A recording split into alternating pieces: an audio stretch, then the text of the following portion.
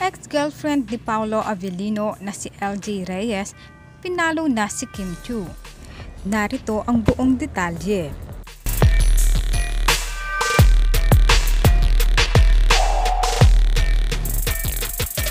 Pinalo na ng ex-girlfriend ni Paolo Avellino na si LJ Reyes si Kim Chiu sa IG.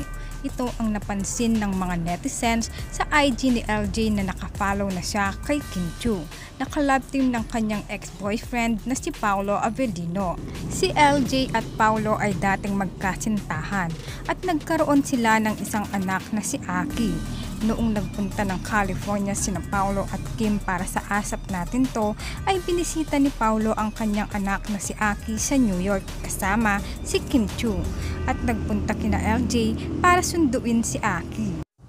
Nagpost ng larawan si Paolo sa kanyang IG na kasama ang anak na si Aki. Ayon sa usapan ay nagkausap si LJ at Kim Chiu at nagkapalagayan daw ng loob ang dalawa. Pinakilala ni Paolo si Kim kay Aki at LJ.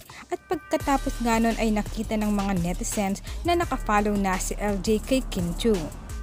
Ibig sabihin lamang ito ay nagkakilala na ang dalawa. At mukhang boto itong si LJ kay Kim para kay Paolo na maging second mom ni Aki dahil parehong mabait naman talaga si Kim Chiu at LJ at nagkakaunawaan sa kanilang sitwasyon.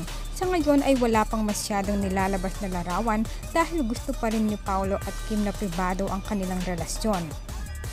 Dahil hindi maiiwasan na ma-involve dito ang anak ni Paolo na si Aki at ang ex-girlfriend na si LJ dahil sa sikat ngayon si Paolo Avellino.